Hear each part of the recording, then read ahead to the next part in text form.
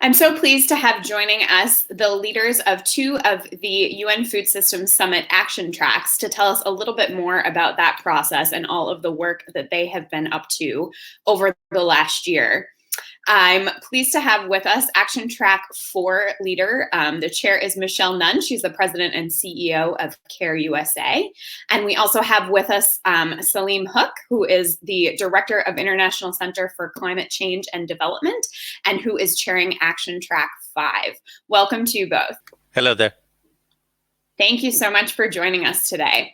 So I'd love to start out with a brief overview of the action track process. Tell us a little bit about how you have been working together and how you have approached the summit in these sort of 5 areas and why those areas were selected and how that's helped you work through all of the diversity of food systems issues that we're talking about with this summit. Michelle, why don't we start with you?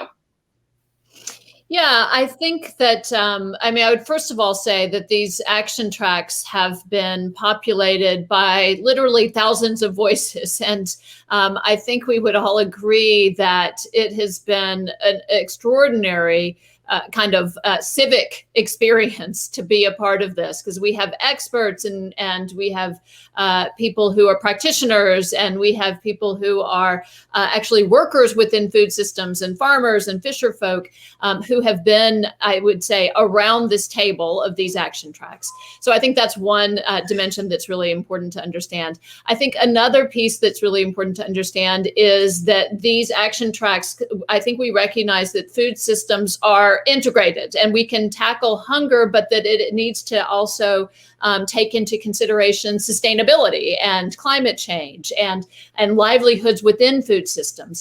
And so that is what we know is really key to this, is bringing people together across those differences.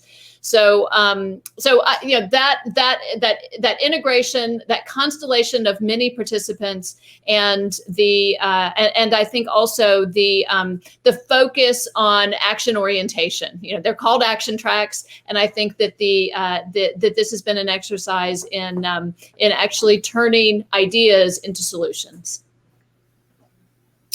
And Saleem, tell us a little bit from your perspective, coming at it from the climate change aspect of the food system, and what it's been like for you to interact with folks that maybe aren't strictly climate change people, but fall into some of these other action track buckets. Absolutely. Thank you very much. So just building on Michelle's earlier comments about the architecture of the UN Food Systems Summit, a couple of other points to, I think, note. It's not a typical summit where governments are going to negotiate an agreement on paper, and that's the outcome of the summit. The agreements are already assumed to have been done with the 17 Sustainable Development Goals and the 2 Paris Agreement goals on climate change. And what we have been charged with doing is coming up with ways of implementing those. And as Michelle said, listening to people from all over the world, it's a people's summit in that sense, and to bring in ideas of actions, of implementing what we have already agreed over the coming 10 years to the 2030 timeline. So the outcome of the summit in September is not the end, but the beginning of actions that will take place over the coming 9.5 years left, and building coalitions of governments, private sector, big private sector, small private sector, farmers, fishers, herders, youth, women, indigenous people, all kinds of stakeholders from all over the world at global, regional, and national and local levels as well. And that's the challenge for all of us, and we've been very excited to be working together. Even though we have 5 tracks, I'm track number 5, Michelle is track number 4. We've been working very, very closely together because it's a food systems summit where we have to look across the different areas and make sure that we are connecting them going forward.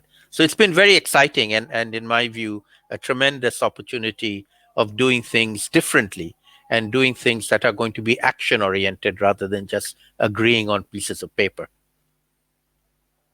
Yeah, and I think that's such an important perspective, right? Is what are the actual outcomes of this, and what are the actionable things that can be done out of this process? And I think a lot of the important work you all have been doing is breaking down the silos amongst all of these different areas of the food system. And Lawrence Haddad, who's the chair of another action track, who unfortunately wasn't able to be with us today, has said to me in the past, talking a little bit about this process, he's traditionally focused on nutrition issues. And he said, I've never talked to so many climate people in my life as part of this process. And, he's finding himself, he said, I'm finding myself in, virtual rooms now with, people that I've never interacted with before. And that's the whole purpose of this process, right? Is to get people together having these conversations that maybe traditionally haven't seen themselves as allies, or, even having to do with the same issues. But Saleem, you also mentioned some of the challenges, and obviously this is a massive agenda that we're talking about. It was going to be one even before the COVID-19 pandemic. And of course, now we're also dealing with that. So I'd love to hear from you both, what are the major challenges that you've encountered over this process as you've all been working together over the last year? Saleem, let's start with you this time. Sure. So one of the important elements of this process that we've undertaken for the summit is a whole series of national dialogues taking place in every country around the world. And these national dialogues are taking place in different countries at different levels with different stakeholders. Again, taking food systems as a systems approach, and not just one Ministry of Agriculture, for example, on food production, but across government and across other stakeholders as well. Some of those dialogues have had difficulty doing them on the ground with the people involved. But they've tried to do it online, virtually. All of us at the global level have been doing all our meetings virtually. And I'm actually quite pleased by how well we've been able to do that. There's obviously not 100% ability of everybody to engage in these virtual meetings. But I was actually quite pleasantly surprised by how many grassroots level groups do have access to the internet and were able to participate in these virtual meetings. So there are some, I think, unintended benefits of doing things virtually, in that we do actually get quite a lot of global coverage in terms of the conversations we've had.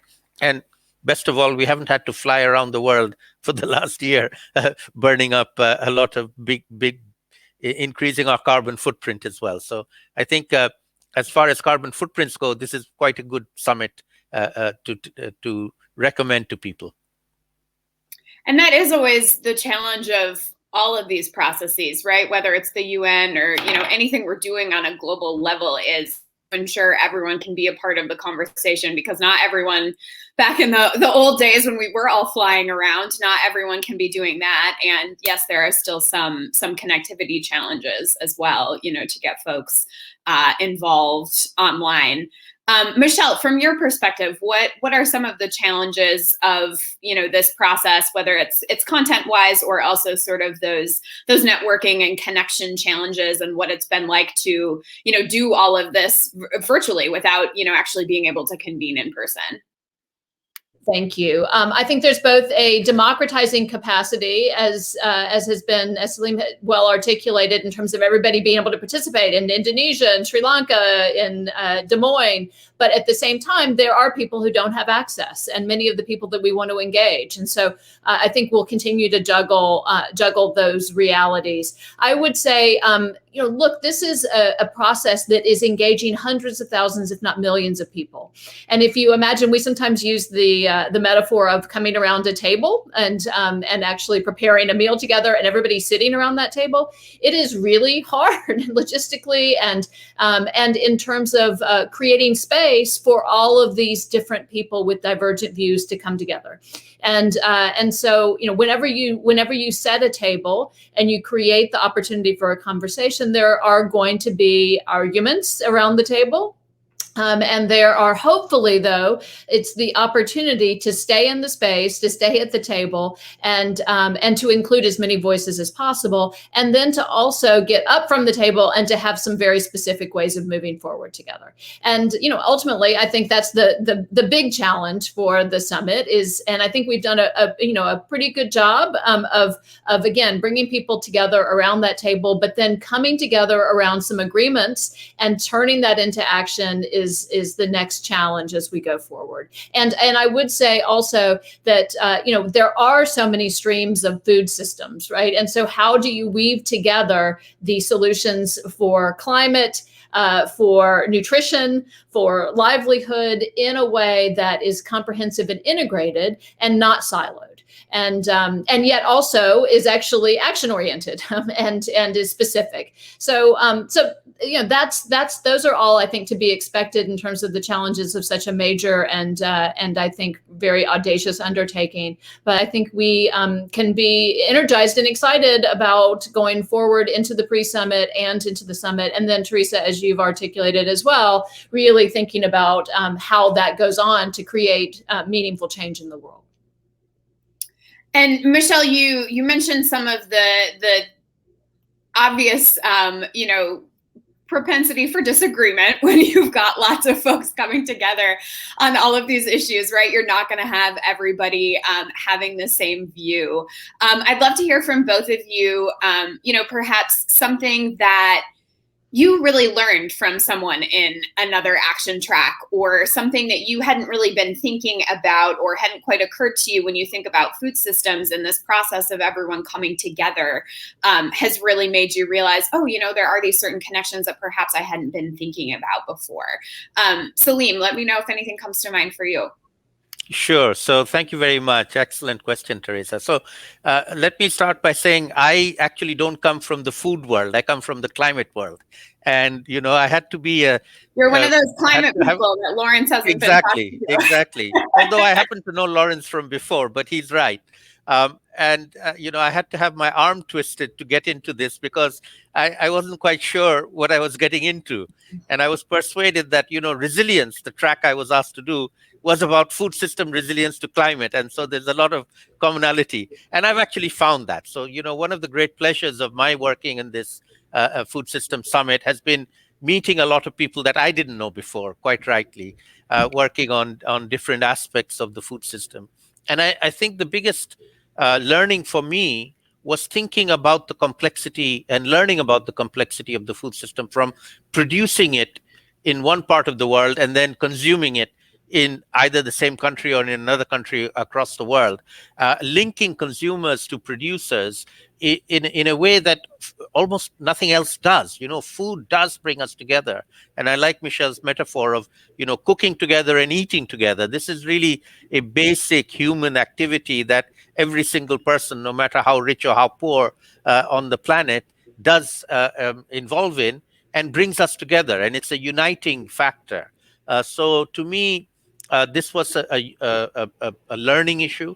The other aspect of it was on the negative side, given that we are, going through the COVID-19 pandemic at the same time as doing this summit, the pandemic has shown how fragile and not fit for purpose the food systems are. People are suffering from not being able to get food. Farmers are suffering not being able to sell, and consumers are suffering not being able to eat. And so the food system that we had before the pandemic was certainly not resilient. And we are hoping that the food system we can develop after the summit can be resilient to pandemics and other kinds of stresses that will come, particularly climate change, which is the one I'm most concerned about. Thanks, Saleem. How about for you, Michelle? What were some of the challenges or surprises that you encountered during this process that made you change the way you think about food systems?